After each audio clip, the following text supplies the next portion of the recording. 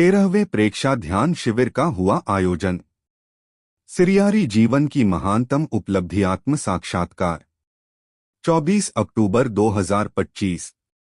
मुनि चैतन्य अमन आचार्य भिक्षु समाधि स्थल संस्थान सिरियारी के प्रेक्षागृह में 13वां प्रेक्षा ध्यान शिविर का आयोजन हुआ।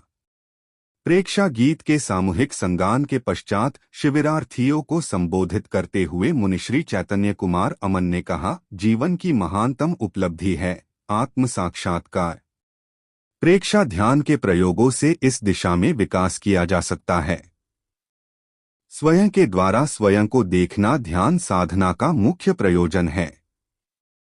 ध्यान एक साधन है, इस साधन के द्वारा साधना कर व्यक्ति अपने लक्ष्य को प्राप्त करने में कामयाब हो सकता है, बशर्ते जीवन की अनमोल निधि स्वास्थ्य के द्वारा मन वचन काया की प्रवृत्ति को रोककर ध्यान के क्षेत्र में विकास किया जाए।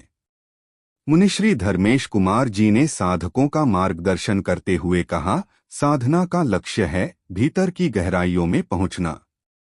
नियमित करके अभ्यास के द्वारा आगे बढ़ा जा सकता है।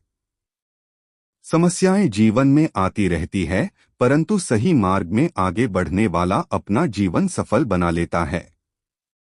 चित्त शुद्धि जो साधक का लक्ष्य है। संयम की चेतना को पुष्ट करने वाला समाधान खोज लेता है।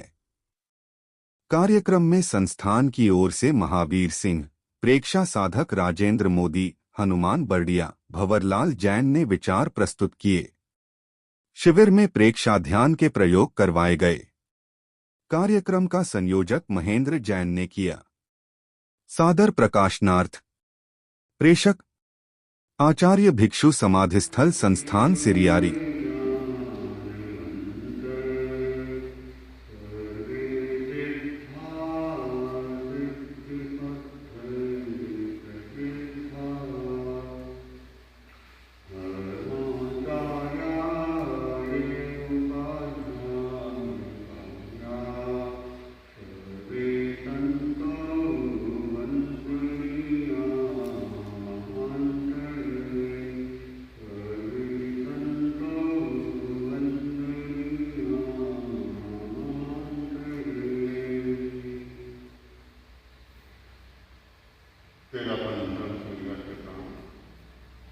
आचार्य भिक्षु के जन्म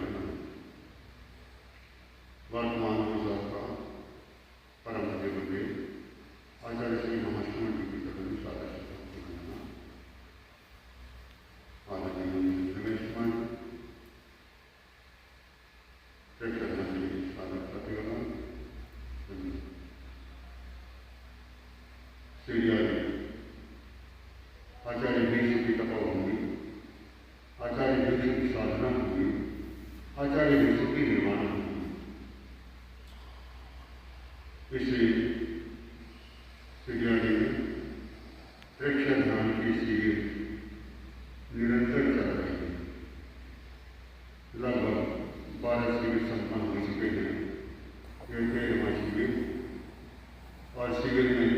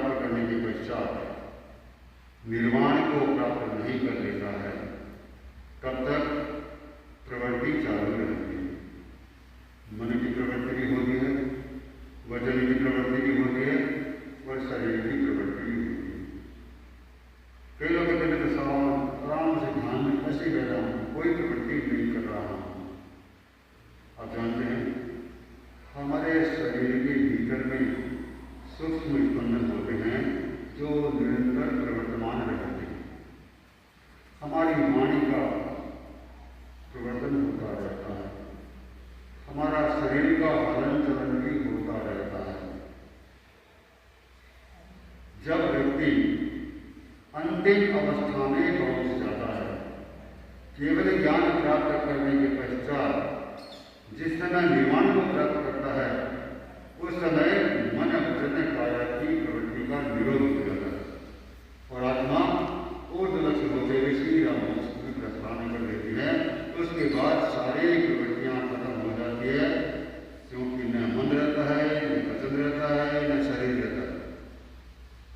जब तक मन वचन काया की प्रवृत्ति रहती है, तब तक कर्म का बंधन भी चालू रहता है।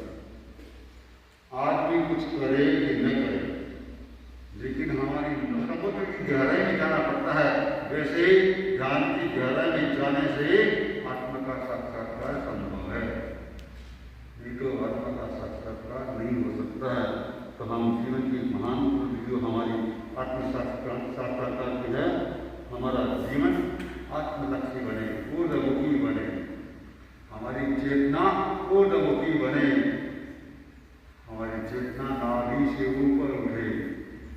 क्योंकि आचार्य महाप्रज्ञ ने फरमाया करते थे, अधिकांश लोगों की चेतना नाभि के नीचे की ओर काम करती है। आप जानते हैं, जितना हम नाभि से ऊपर उठने का प्रयत्न करेंगे, उतना हम उपलब्धि बन सकते हैं।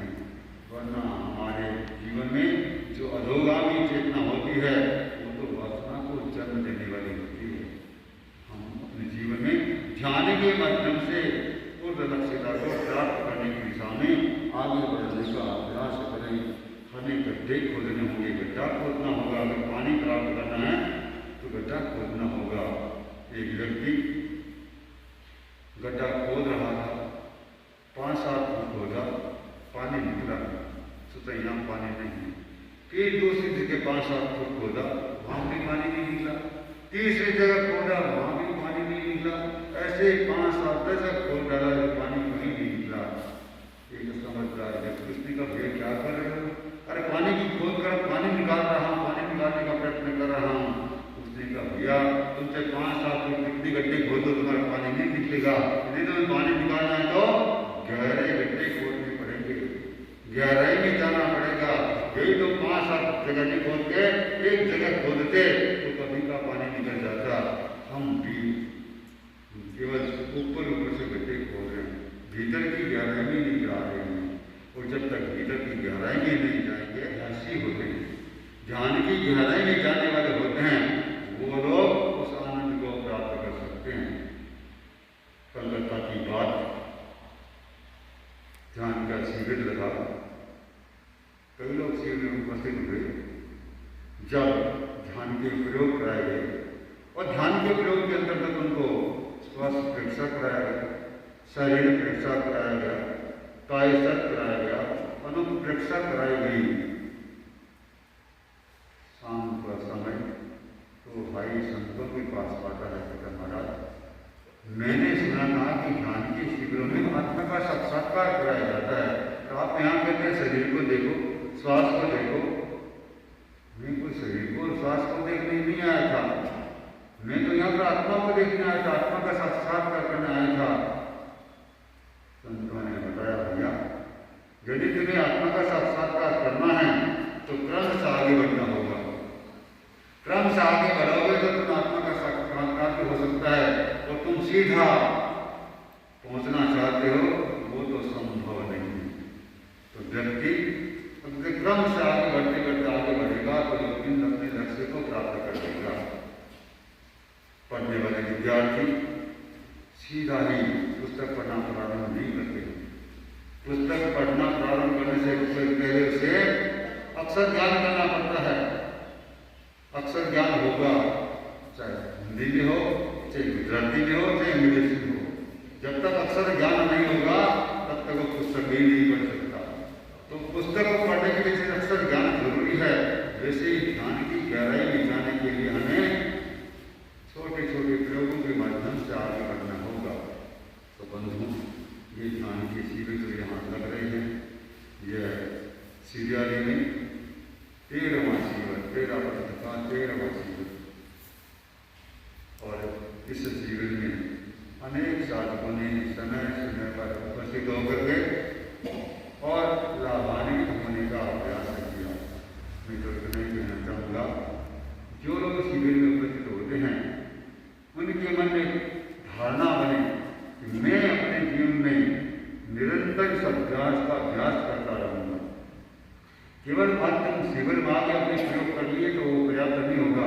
जब तक इन प्रयोगों को सीखने के बाद आप निरंतरता नहीं रखेंगे तो वह निरंतरता बनी रहेगी, तो आप निश्चित रूप से गहराई में जाते हुए एक दिन अपने लक्ष्य की ओर अग्रसर हो सकेंगे। तो मैं अधिक लंबा नहीं चलता हुआ इतना ही कहना चाहूँगा कि व्यक्ति अपने जीवन में यदि आत्मसाक्षात्कार में आगे बढ़ना चाहता है तो क्रमशः आगे बढ़े और आगे बढ़ता बढ़ता अपने जीवन के लक्ष्य के